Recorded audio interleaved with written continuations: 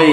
আবু জেহেল একদিন একটা মজমা বসাইলো, মজমার মধ্যে ডাকতে বলে, যে ব্যক্তি মুহাম্মদকে হত্যা করতে পারবে ওই ব্যক্তিকে তৎকালীন সময়ের আরবের 100 লাল উট পুরস্কার দেওয়া হবে।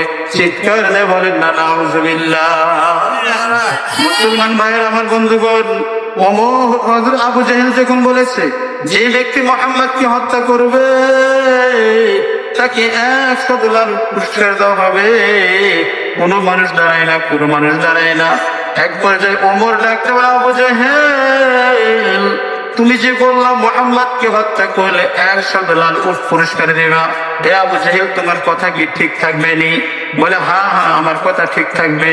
ওমর বলে না না, তোমাকে আমি বিশ্বাস করি না, তোমাকে কাগজে কলমে লিখে দিতে হবে যে তুমি মুহাম্মদকে কতল করলে 100 লাল উট পুরস্কার দেবে। এ মুসলমান ভাইয়ের আমার বন্ধুগণ, দেখেন ওমর রাদিয়াল্লাহু তাআলা কোরআনের মাধ্যমে কেমনে হেদায়েত পেয়ে যায়। এইবার ওমর ডাক দিল, আবু জেহেল তুমি আমাকে কাগজের মধ্যে লিখে দাও যে আমি মুহাম্মদকে হত্যা করলে 100 লাল উট পুরস্কার দিবে। এক পর্যায়ে আবু জেহেল কি কাগজের মধ্যে লিখে দেয়, ও ওমর তুমি যদি মুহাম্মদকে হত্যা করতে পারো তাহলে তোমাকে 100 লাল উট পুরস্কার দেওয়া হবে। এবার আবু জেহেল ডাক দিল, তুমি তো মুহাম্মদকে হত্যা করার কন্ট্রাক্ট নিলা, তোমার কাছে জানতে চাই তুমি কয়দিন সময় নিবা, তুমি কয়দিনের ভিতরে মুহাম্মদের গর্দান কাটবা? ওমর ডাকতে বলে, আবু জেহেল আমি 3 দিন সময় নিলাম। কয়দিন? আমি 3 দিন সময় নিলাম। এই 3 দিনের মধ্যে তোমার কাছে আমি মুহাম্মদের গর্দান হাজির করব। এ মুসলমান, এইবার হযরত ওমর বাড়ির দিকে চলে গেছেন। বাড়িতে যাওয়ার পরে বিবিকে ডাক দিল, বিবি রে আমার যতগুলো তরবারি আছে ওই তরবারির মধ্যে থেকে যে তরবারিটা বড় তরবারি, ওই তরবারিটা আমার কাছে এনে দাও, আমার কাছে এনে দাও। এইবার ওমরের বিবি বড় তরবারিটা নিয়ে এসে ওমরের হাতের মধ্যে দিছে। ওমর ডাক দিল, বিবি রে ওই যে আমাদের ঘরের তাকিয়ার মধ্যে সাপের বিষ রাখা আছে, ওখান থেকে যে সাপের বিষটা বড় বিষাক্ত সেই সাপের বিষটা নিয়ে আসো। ওমরের বিবি যখন সাপের বিষটা নিয়ে এসে ওমরের হাতে দেয়, এইবার ওমর তরবারির মধ্যে সাপের বিষ মিশাইতে থাকে। বিবি ডাকতে বলে, স্বামী গো আপনি তরবারির মধ্যে কেন সাপের বিষ মিশান? আপনি কি কাউকে হত্যা করবেন নাকি? বলে হ্যাঁ হ্যাঁ হ্যাঁ আমি আব্দুল্লাহর ছেলে মুহাম্মদকে কতল করব। ওমরের বিবি ডাকতে বলে, স্বামী গো আমি যতটুকু জানি আব্দুল্লাহর ছেলে মুহাম্মদের মতো ভালো মানুষ এই মক্কা নগরীর মধ্যে না। কিন্তু স্বামী গো আপনি আব্দুল্লাহর ছেলে মুহাম্মদকে কেন হত্যা করতে চান? ওমর ডাক দিলে, বিবি রে কারণ হলো আব্দুল্লাহর ছেলে মুহাম্মদ আমাদের ধর্ম নিয়ে মারামারি করে, আমাদের ধর্মের বিরুদ্ধে কথা বলে, এই জন্য আমি আব্দুল্লাহর ছেলে মুহাম্মদকে হত্যা করতে চাই। আর তার চাইতে বড় কথা হলো আবু জেহেল ঘোষণা দিয়েছে যদি আমি মুহাম্মদের গর্দান কাটতে পারি তাহলে আবু জেহেল আমাকে 100 লাল উট পুরস্কার দিবে। এ মুসলমান ভাইয়ের আমার বন্ধুগণ, এইবার ওমর তরবারির মধ্যে বিষ মাখাইয়া বলে, বিবি যাও যাও যাও এই তরবারিটা আলমারির মধ্যে রেখে দাও, আমি আগামীকাল মুহাম্মদকে হত্যা করতে যাব।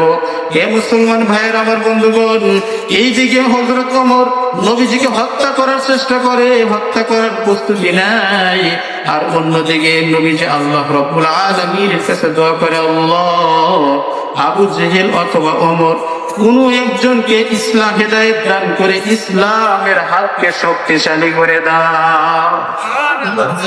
মুসলমান ভাইয়ের আমার বন্ধুগণ, এইবার ওমর বলে আমি আগামীকাল মুহাম্মদকে হত্যা করতে যাব। যখন রাত্রিবেলায় ওমর ঘুমায়, রাত্রিবেলায় যখন ওমর ঘুমায় আল্লাহ রাব্বুল আলামিন জিবরাইলকে ডেকে বলেন, জিবরাইল আমি ওমরের পক্ষে আল্লাহর নবীর দোয়া কবুল করছি। সুবহানাল্লাহ।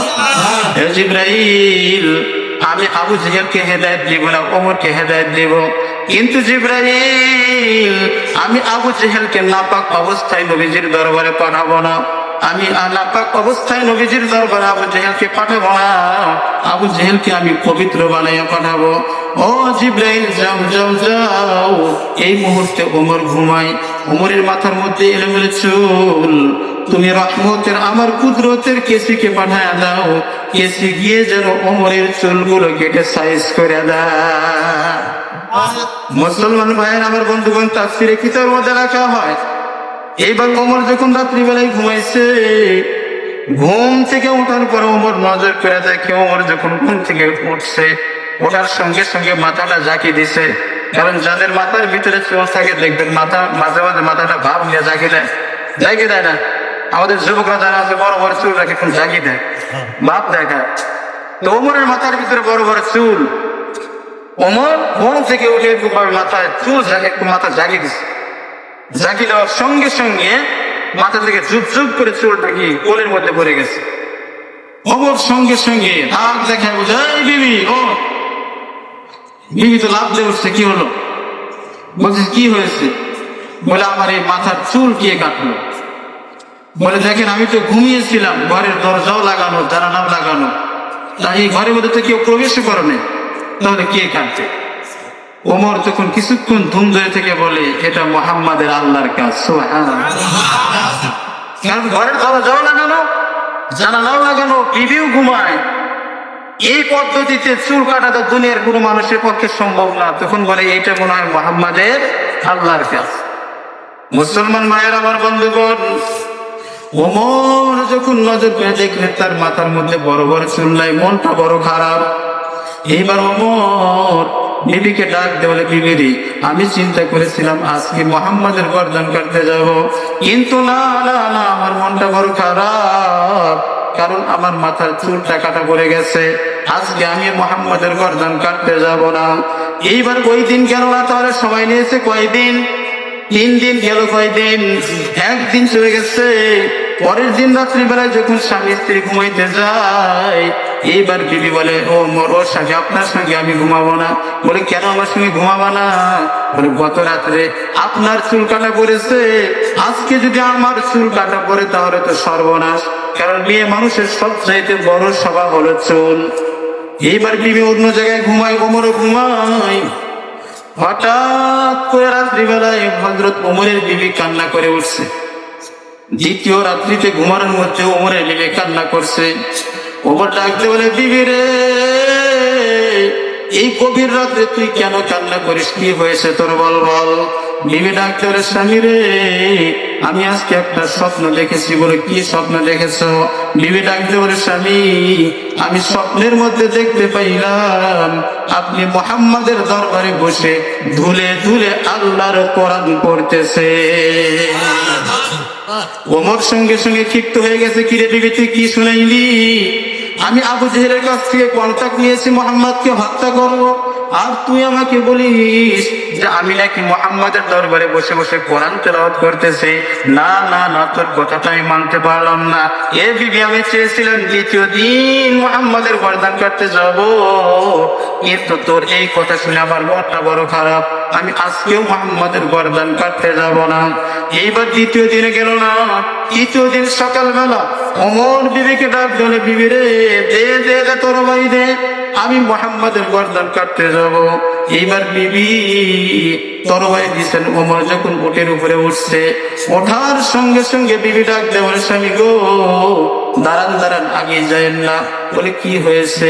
বলে আমাদের বাড়ি যে রাখাল রয়েছে, সে রাখাল কি যেন আপনাকে বলতে চায়। ওমর তখন দাঁড়ায় গেছেন, দাঁড়ানোর পর বলছে, রাখাল তুমি কি বলতে চাও, বলো বলো। রাখাল ডাক্তার, ওমর, আজকে আমি একজন রাখাল, তোমার বাড়ির উটগুলো আমি চড়াই, খাবার খাওয়াই, কিন্তু ওমর তুমি জানো নি, আজকে 3 দিন হলো তোমার বাড়ির কোনো উট দুম্বা খাবারের মধ্যে মুখ দেয় না। আজকে 3 দিন হয়ে যায় তোমার বাড়ির উট দুম্বা খাবারের মধ্যে মুখ দেয় না। ওমর সঙ্গে সঙ্গে উট থেকে নেমে ওই পশুগুলোর কাছে গিয়ে দেখে পশুগুলো শুধুমাত্র চোখ দিয়ে পানি ঝরায়। ওমর ডাকতে বলে, এই দুম্বা, এই উট শোন শোন, তোরা আমার বাড়ির খাবার খেলে না খেলে কি হবে?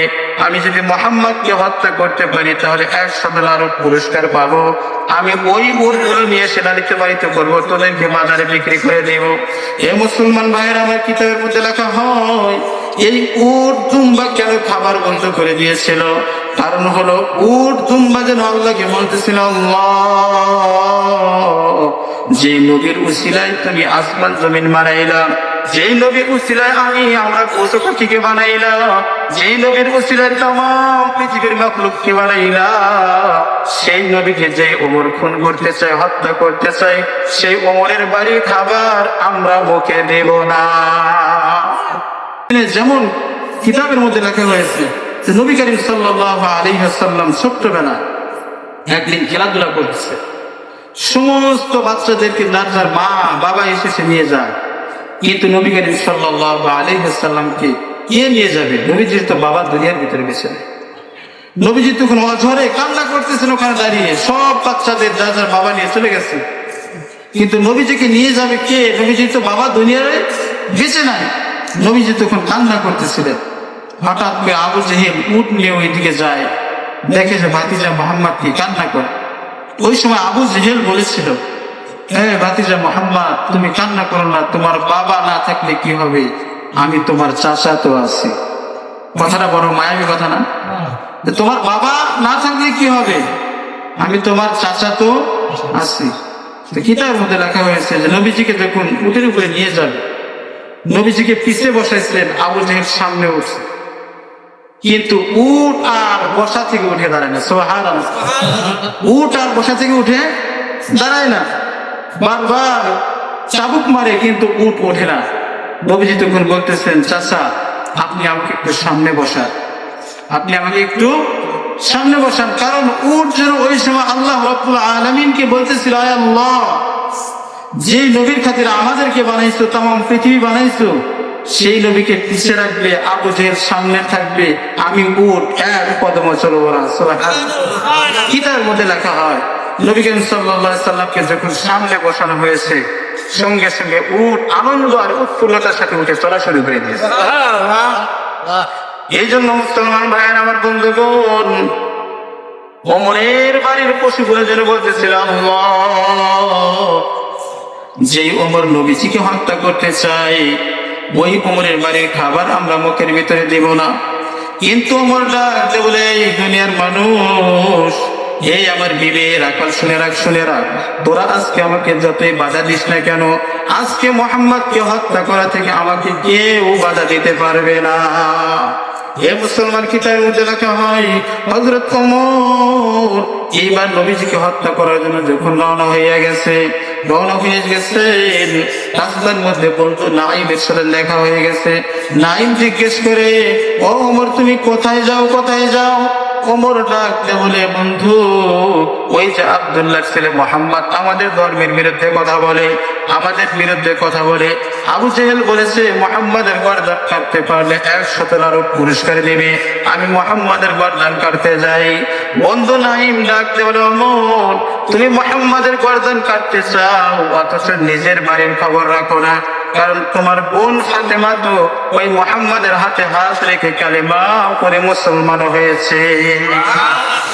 ওমর সঙ্গে সঙ্গে বলে, তাহলে আর মুহাম্মাদকে হত্যা করতে আগে যাব না, আগে আমার বোনকে সাইজ করে নি, বোন কেন মুহাম্মাদের ধর্ম গ্রহণ করলো। এই মুসলমান কিতাবের মধ্যে লেখা হয় এইবার ওমর নবীজির দরবারে না গিয়ে চলে গেছে বোন ফাতেমার বাড়িতে। ফাতেমার বাড়িতে যাওয়ার পর ফাতেমার দরজায় যখন চলে গেছে, ওই সময় ফাতেমা এবং ফাতেমার স্বামী হযরত খাব্বাব রাদিয়াল্লাহু তাআলা আনহুর কাছে কোরআন শিখতেছিলেন। ওমর বাহির থেকে শুনতে পায়, কোরআনের শব্দ শুনতে পায়। ওমর যখন দরজার মধ্যে আঘাত করছে, ফাতেমা বুঝতে পারছে ওমর চলে আসছে। খাব্বাবকে বলল, আপনি লুকিয়ে পড়েন। এবং যখন ওমর ঘরের মধ্যে প্রবেশ করলো, প্রবেশ করার সঙ্গে সঙ্গে কিতাবের মধ্যে লেখা হয় তার বোনের স্বামীর উপর আক্রমণ শুরু করে দিয়েছে। বোনের স্বামীকে যখন বারবার মারা শুরু করে দেয়, ওই বোনের স্বামীর উপর আঘাত করতে করতে ফাতেমা যখন দেখলো তার স্বামীকে আঘাত করা হইতেছে, ওই সময় সঙ্গে সঙ্গে ফাতেমা বাধা দিতে গেল। ওমর এরকম ভাবে একটা ধাক্কা মারছে, ধাক্কা মারার সঙ্গে সঙ্গে ফাতেমার মাথাটা গিয়ে জমিনের সঙ্গে লেগে মাথা দিয়ে রক্ত বের হওয়া শুরু হয়ে গেছে। ওই সময় ফাতেমা ডাক দিল, ওমর তুমি যদি আমাকে মারতে মারতে মেরেও ফেলো, ওমর শুনে নাও শুনে নাও, আমি ফাতেমা তোমাকে বললাম মার খাইতে খাইতে জীবন দেব, কিন্তু কখনোই ঈমান ছাড়ব না। এবার ওমর একদম থমকে দাঁড়িয়ে গেছে। কিতাবের মধ্যে লেখা হয় ওমরের নজরটা কোরআনের উপরে পড়ে গেছে। ডাক দেওয়া, বোন তোরা কি তেলাওয়াত করতেছিস বল? বলে আমরা তো নবীজির উপরে নাযিলকৃত কিতাব আল কোরআন শিখতেছিলাম। সঙ্গে সঙ্গে খাব্বাব ভিতর থেকে বের হয়ে আসতেন, কারণ অবস্থা মোটামুটি ভালো। এইবার ওমর বলে, খাব্বাব তুমি যে কোরআন শিখাইতেছিলে ওই কোরআন আমাকে একটু শোনায় দাও। সুবহানাল্লাহ। এটার মধ্যে লেখা হয় খাব্বাব সূরা তাহার 1 রুকু পর্যন্ত ওমরকে শোনাইলেন। এইবার ওমর যখন কোরআন ধরতে যাবে ওই সময় ফাতেমা ডাক দেবে, না না না, এই নাপাক অবস্থায় কোরআন ধরা যাবে না। কোরআন ধরতে চাইলে প্রথমে গোসল করতে হবে, পবিত্র হতে হবে। এইবার হযরত ওমর গোসল করার পর ডাক দেওয়ারে, বোন রে আমি আর জাহান্নামের দলে থাকতে চাই না, আমাকে মুহাম্মদুর রাসূলুল্লাহর দরবারে নিয়ে চলো। এইবার মুসলমান কিতাবের মধ্যে লেখা হয় ওমর রাদিয়াল্লাহু তাআলা বুকের সঙ্গে নিয়ে এইবার খাব্বাব রাদিয়াল্লাহু তাআলা নবীজির দরবারে দিকে চলে গেছেন। যখন নবীজির দরবারে দিকে যায় ওই সময় সাহাবায়ে কেরাম যারা বসেছিল তারা বলে, ইয়া রাসূলুল্লাহ আপনি শুধু বলেন ওমরের হাতের মধ্যে তরবারি দেখা যায়, ওমরকে আমরা বাধা দেব। বলে, না না না, ওমরকে আসতে দাও, আমি তো দেখছি ওমর ইসলামের ছায়াতলে চলে আসছে। এই মুসলমান ওমর রাদিয়াল্লাহু তাআলা নবীজির সামনে গিয়া তরবারি রেখে বলে, ইয়া রাসূলুল্লাহ ইয়া হাবিবাল্লাহ এই মুহূর্তে আমি বুঝতে পেরেছি আমি আপনার উপরে আপনার কিতাবের উপরে ঈমান এনেছি, আমাকে কালেমা পড়ে মুসলমান বানায়া দেন। এ মুসলমান ভাইয়েরা আমার বন্ধুগণ, ওমর রাদিয়াল্লাহু তাআলা মুসলমান হওয়ার পর এইবার বলে, ইয়া রাসূলুল্লাহ ইসলামের কোন কাজ আর গোপনে হবে না, আজ থেকে ইসলামের কাজ হবে ওপেনে। ইয়া রাসূলুল্লাহ ইয়া হাবিবাল্লাহ আজকে থেকে আর আযান গোপনে হবে না, আজকে থেকে আর নামাজ গোপনে হবে না। ওমর রাদিয়াল্লাহু তাআলা ইসলাম গ্রহণ করার সঙ্গে সঙ্গে কাবা ঘরের ভিতরে আযান জোরে হওয়া শুরু হয়ে গেছে, জামাতের সঙ্গে প্রকাশ্যে নামাজ শুরু হইয়া যায়। মুসলমান ভাইয়েরা আমার বন্ধুগণ, এই যে ওমর এত বড় হেদায়েত নামক দৌলত পেয়েছে কয়টা জিনিসের মাধ্যমে? দুইটা জিনিস। এক নাম্বার হলো ওমর কোরআন মেনেছে। কোরআনের কারণে আল্লাহ রাব্বুল আলামিন ওমরের কপালের মধ্যে হেদায়েত লিখে দিয়েছেন। মুসলমান ভাইয়েরা আমার বন্ধুগণ, এই জন্য আল্লাহ রাব্বুল আলামিন বলেন, ইয়া আইয়ুহান নাসু ক্বাদ জাআকুম বুরহানুম মির রাব্বিকুম ওয়া আনজালনা ইলাইকুম নূরান মুবিনা। আল্লাহ রাব্বুল আলামিন বলেন, বান্দা তোমরা যদি দুইটা জিনিস মানতে পারো, এক নম্বরে যদি কোরআন মেনে নাও, দ্বিতীয় নম্বরে আমার নবীজি সাল্লাল্লাহু আলাইহি ওয়াসাল্লামকে মেনে নাও, তাহলে আমি আল্লাহ তোমাদেরকে দুইটা জিনিস পুরস্কার দান করব। এক নম্বরে কোরআন এবং নবী মানার কারণে আমি আল্লাহ তোমাদের জিন্দেগীর সমস্ত গুনাহ মাফ করে দেব। দ্বিতীয় নম্বরে আমি আল্লাহ তোমাদের কপালে জান্নাত লিখে ধন্য করে দিব। এবার মুসলমান ভাইয়েরা আমার বন্ধুগণ, তাহলে কোরআন মানলে জান্নাতি, নবী মানলে জান্নাতি। এইবার নবীজিকে আমরা প্রশ্ন করি, ইয়া রাসূলুল্লাহ আপনাকে আমরা কেমনে মানবো? আল্লাহ নবী সাল্লাল্লাহু আলাইহি ওয়াসাল্লাম বলেন, মান আহাব্বা সুন্নতি ফাকাদ আহাব্বানি ওয়া মান আহাব্বানি কানা মাই ফিল জান্নাহ। যেই উম্মত, যেই বান্দা বান্দি আমি নবীর সুন্নতকে মহব্বত করলো, ভালোবাসলো, সেজন্য আমি নবীকে ভালোবাসলো। আর যে বান্দা বান্দি আমি নবীকে ভালোবাসবে ওই বান্দা বান্দি আমি নবীর সঙ্গে জান্নাতে প্রবেশ করবে। মুসলমান ভাইয়ের আমার বন্ধুগণ, নবী করিম সাল্লাল্লাহু আলাইহি ওয়াসাল্লামের মহব্বত আর ভালোবাসা ছাড়া নবীর অনুসরণ করা সম্ভব নয়। এর বন্ধু, সাহাবায়ে কেরাম নবীজিকে কেমন ভালোবাসতেন এইটা বোঝানোর জন্য আপনাদের সামনে একটা ঘটনা উল্লেখ করি। ও মুসলমান, আল্লাহর নবীর একজন সাহাবী ছিলেন হযরত জাবের রাদিয়াল্লাহু তাআলা আনহু। এই জাবের রাদিয়াল্লাহু তাআলা আনহু একদিন নবীজিকে গিয়ে বলে, ইয়া রাসূলুল্লাহ, ইয়া হাবিবাল্লাহ, আমি গরিবের বাড়িতে আপনি একটু দাওয়াত গ্রহণ করবেন নি? আল্লাহ নবী ডাকতে যাবে, যাও যাও যাও যাও, আমি তোমার বাড়ির দাওয়াতকে গ্রহণ করলাম। হে মুসলমান, নবীজি যখন বলছে তোমার বাড়ির দাওয়াত আমি গ্রহণ করলাম, জাবের খুশিতে আত্মহারা হইয়া বাড়িতে চলে গেছে। বাড়িতে যাওয়ার পরে বিবিকে ডাক দিল, বিবি রে, আমাদের কপাল খুলে গেছে। বলে কেমনে কপাল খুললো বলো? বলে নবীজিকে আমাদের বাড়িতে দাওয়াত করেছি, নবীজি আমাদের বাড়ির দাওয়াতকে গ্রহণ করেছে। কারণ হলো আল্লাহ রাব্বুল আলামিন বলেছেন, ওয়া মা আরসালনাকা ইল্লা রাহমাতাল লিল আলামিন। নবী হলো তামাম পৃথিবীর সমস্ত মানুষের জন্য হলো রহমত। এই জন্য জাবেরের বাড়ি যখন নবী দাওয়াত গ্রহণ করছেন, জাবের খুশিতে আত্মহারা হয়ে গেছে।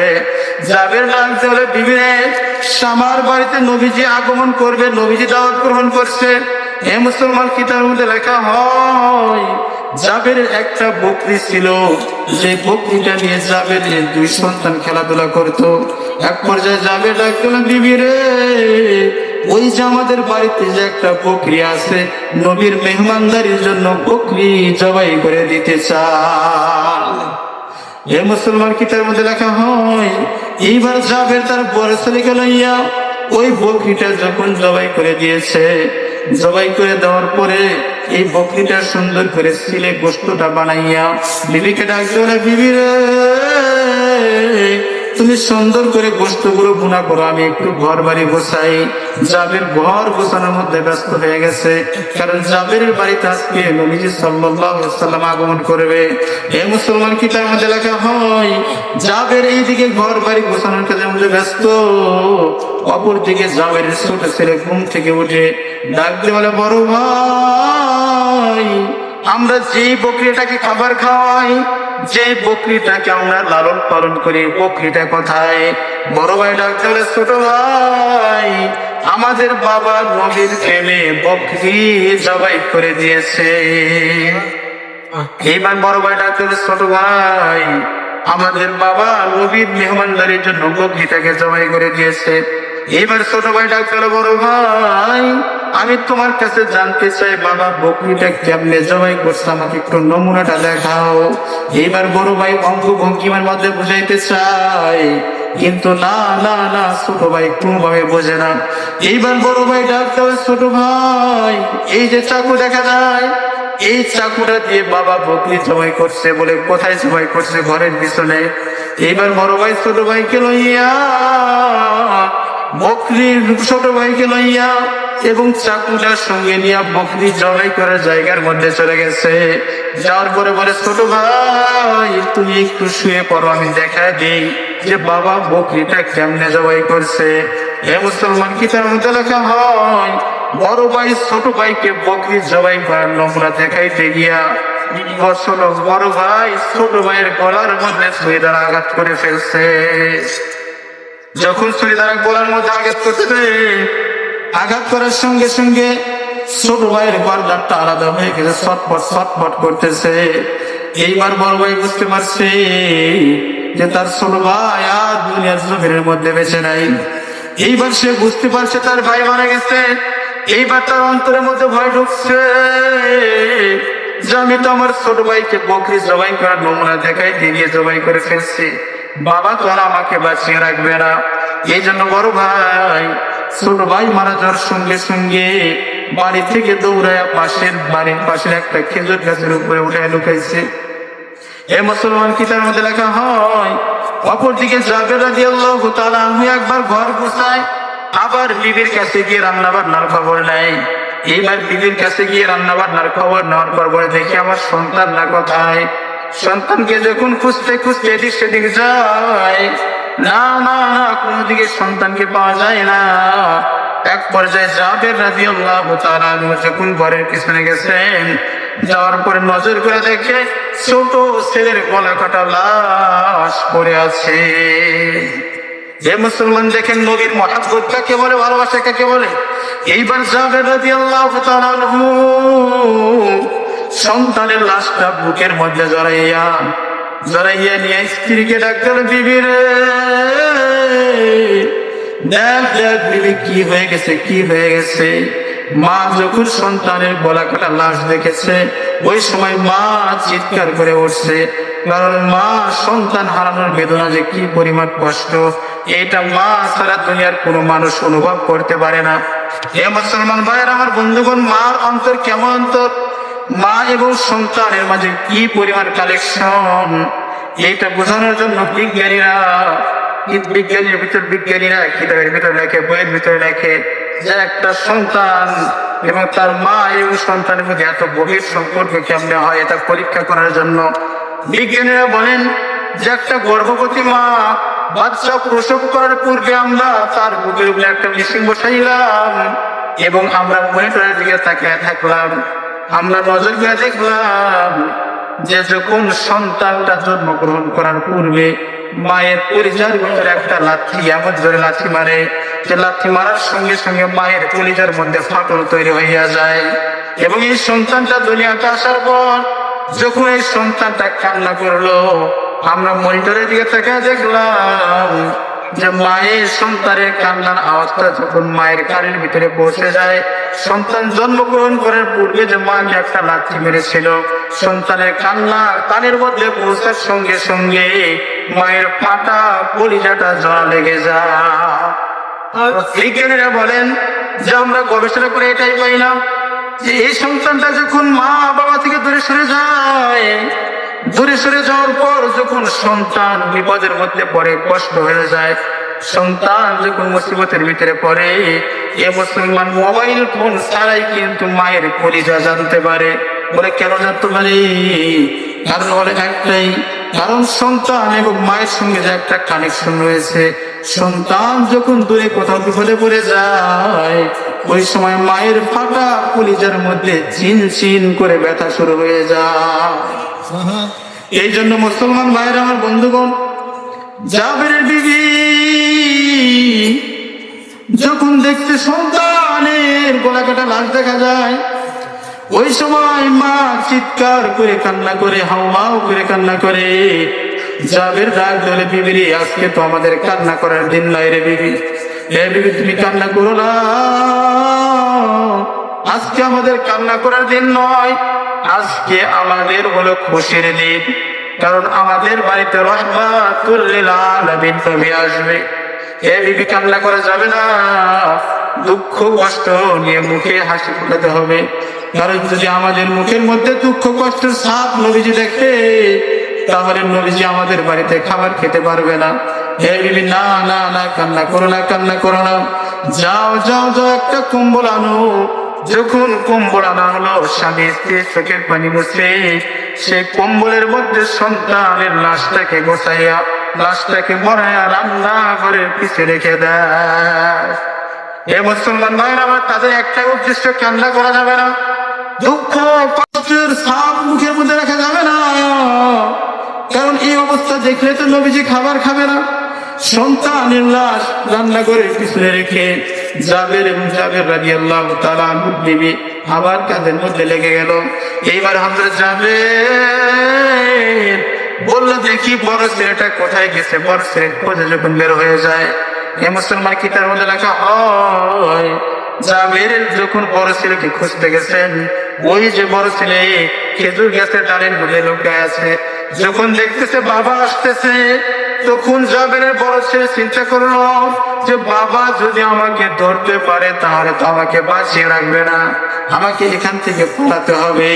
এ মুসলমান কিতাবের মধ্যে লেখা হয়, ওই সময় জাবেরের বড় ছেলে বাবার হাত থেকে বাঁচার জন্য খেজুর গাছ থেকে লাফ দিয়েছে। খেজুর গাছ থেকে যখন লাফ দিছে, খেজুর গাছের নিচে একটা পাথর ছিল, পাথরের সঙ্গে মাথা লেগে মাথা ফেটে দ্বিতীয় বড় সন্তানটাও মারা যায়।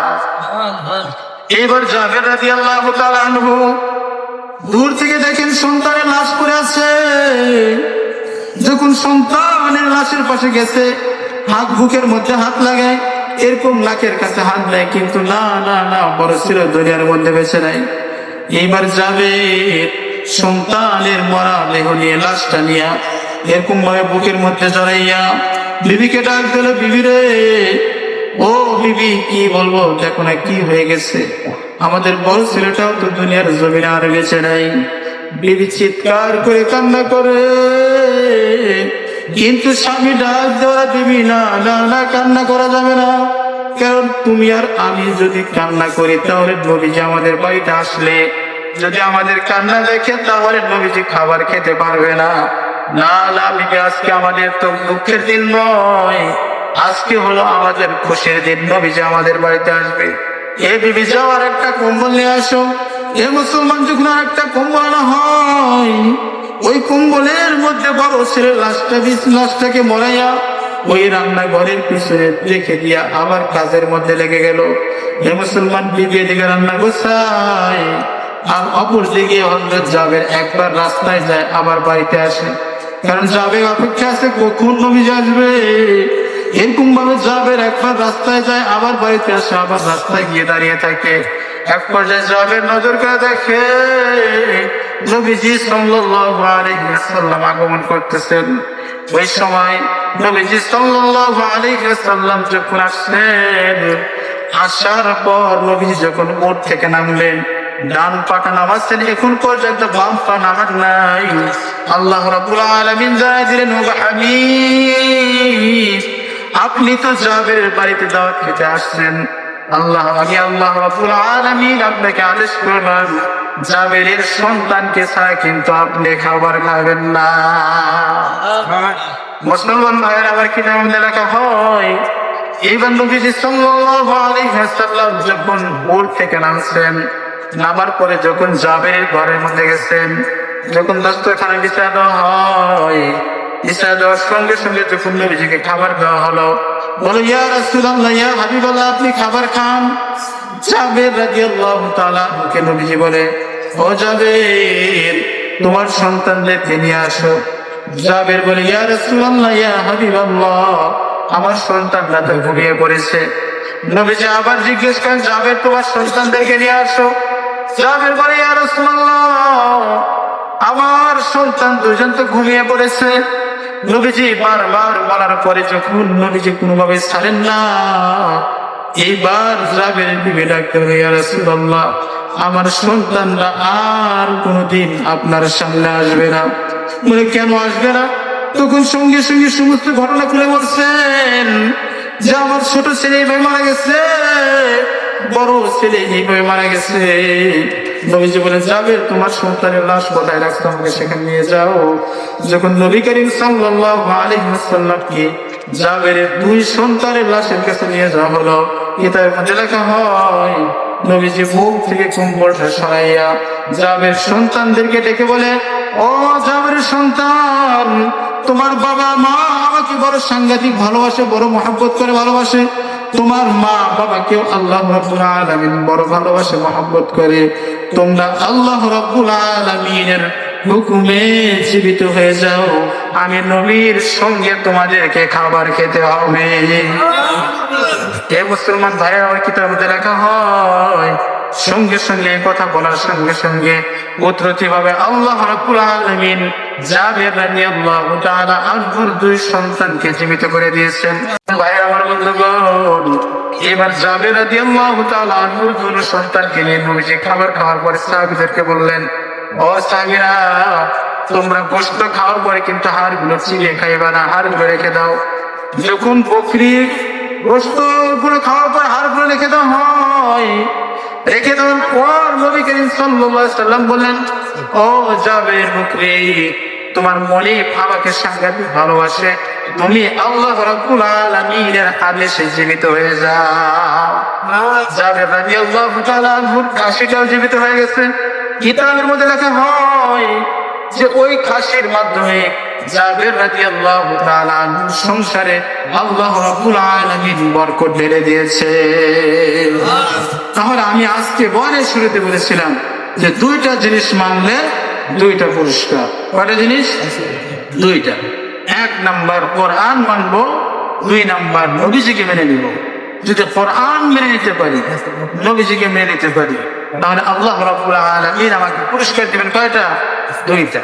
আল্লাহু ইয়াদউ ইলাল জান্নাতি ওয়াল মাগফিরাতি বিইذনি। দুইটা পুরস্কার দান করবেন নবী মানার কারণে, কোরআন মানার কারণে। এক নাম্বার পুরস্কার, আল্লাহ রাব্বুল আলামিন ওই সমস্ত বান্দাবান্দের জিন্দেগীর সমস্ত গুনাহ মাফ করে দিবে নবী এবং কোরআন মানার বিনিময়ে। দ্বিতীয় নম্বর পুরস্কার হলো আল্লাহ তাআলা তাদের কবরে জান্নাত দেখে ধন্য করে।